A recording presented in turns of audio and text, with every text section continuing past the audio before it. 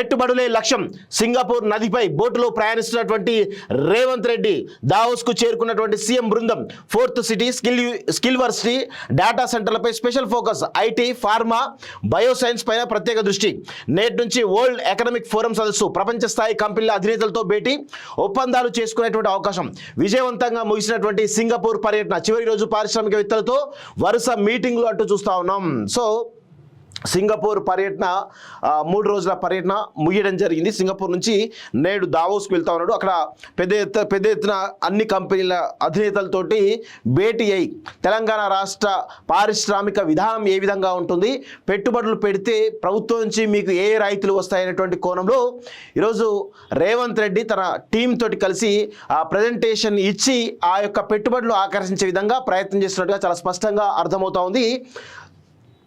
చూడండి, ఇక్కడ సింగపూర్ పర్యటన ముగించుకొని సీఎం రేవంత్ రెడ్డి, మంత్రి శ్రీధర్ బాబు, రాష్ట్ర ప్రతినిధి బృందం దావోస్కు చేరుకుంది.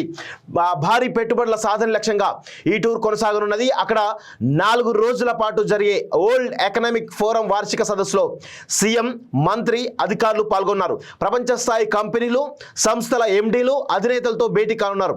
ఒప్పందాలు కూర్చుకున్నారు. కాగా ప్రత్యేక తెలంగాణ ఏర్పాటైనప్పటి నుంచి ఏ ముఖ్యమంత్రి దావోస్ పర్యటన వెళ్ళలేదు, సమావేశంలో పాల్గొన్నది లేదు. అయితే కాంగ్రెస్ ప్రభుత్వం ఏర్పడ్డాక సీఎం రేవంత్ రెడ్డి వరుసగా రెండోసారి ప్రపంచ ఆర్థిక వేదిక సదస్సులో పాల్గొనడం గమనార్హం.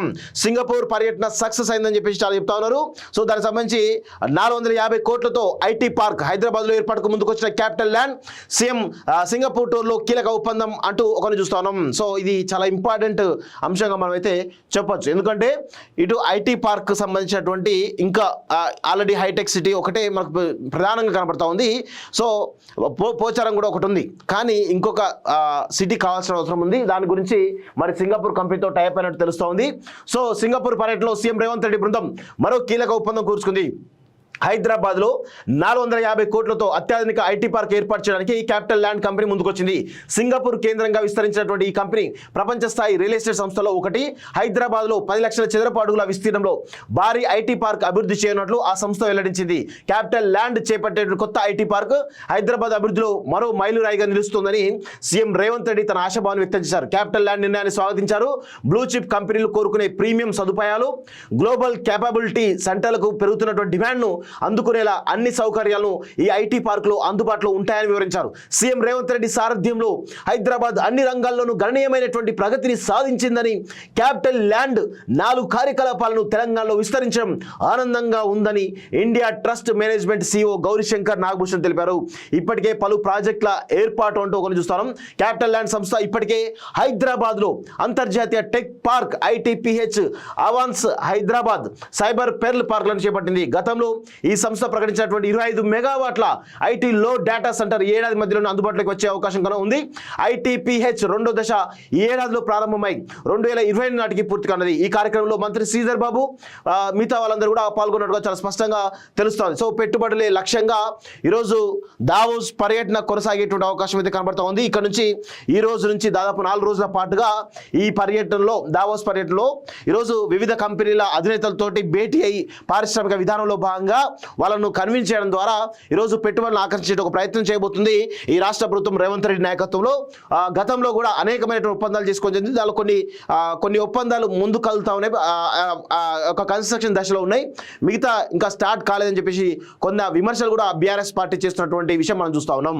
సో చూద్దాం మరి ఈ పర్యటనలో భాగంగా ఎన్ని పెట్టుబడులు వస్తాయి, ఎన్ని ఆన్ గోయింగ్ వర్క్స్ వెళ్ళేటువంటి అవకాశం ఉందని త్వరలో తెలిసేటువంటి అవకాశం అయితే ఉంది.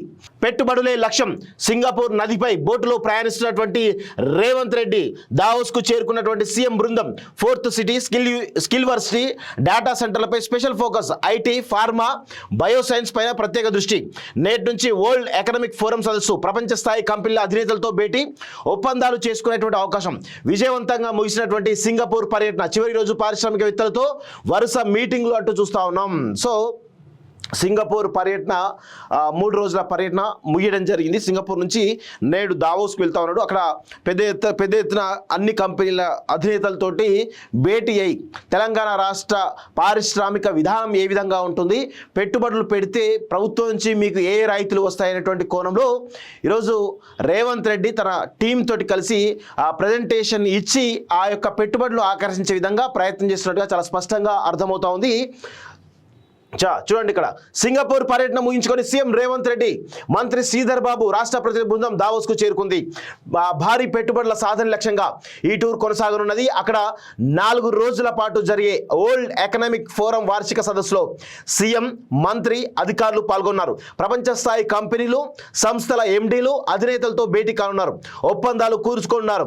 కాగా ప్రత్యేక తెలంగాణ ఏర్పాటైనప్పటి నుంచి ఏ ముఖ్యమంత్రి దావోస్ పర్యటన వెళ్ళలేదు, సమావేశంలో పాల్గొన్నది లేదు. అయితే కాంగ్రెస్ ప్రభుత్వం ఏర్పడ్డాక సీఎం రేవంత్ రెడ్డి వరుసగా రెండోసారి ప్రపంచ ఆర్థిక వేదిక సదస్సులో పాల్గొనడం గమనార్హం. సింగపూర్ పర్యటన సక్సెస్ అయిందని చెప్పేసి చాలా చెప్తా ఉన్నారు. సో దానికి సంబంధించి 450 కోట్లతో ఐటీ పార్క్ హైదరాబాద్ లో ఏర్పాటుకు ముందుకొచ్చిన CapitaLand CM Singapore tour లో కీలక ఒప్పందం అంటూ ఒకరిని చూస్తా ఉన్నాం. సో ఇది చాలా ఇంపార్టెంట్ అంశంగా మనం అయితే చెప్పొచ్చు. ఎందుకంటే ఇటు ఐటీ పార్క్ సంబంధించినటువంటి ఇంకా ఆల్రెడీ హైటెక్ సిటీ ఒకటే మనకు ప్రధానంగా కనబడతా ఉంది. సో పోచారం కూడా ఒకటి ఉంది, కానీ ఇంకొక సిటీ కావాల్సిన అవసరం ఉంది. దాని గురించి మరి సింగపూర్ కంపెనీతో టైప్ అయినట్టు తెలుస్తూ ఉంది. సో సింగపూర్ పర్యటనలో సీఎం రేవంత్ రెడ్డి బృందం మరో కీలక ఒప్పందం కూర్చుకుంది. హైదరాబాద్లో 450 కోట్లతో అత్యాధునిక ఐటీ పార్క్ ఏర్పాటు చేయడానికి ఈ క్యాపిటల్ ల్యాండ్ కంపెనీ ముందుకొచ్చింది. సింగపూర్ కేంద్రంగా విస్తరించినటువంటి ఈ కంపెనీ ప్రపంచ స్థాయి రియల్ ఎస్టేట్ సంస్థలో ఒకటి. హైదరాబాద్లో 10 లక్షల చదరపు అడుగుల విస్తీర్ణంలో భారీ ఐటీ పార్క్ అభివృద్ధి చేయనున్నట్లు ఆ సంస్థ వెల్లడించింది.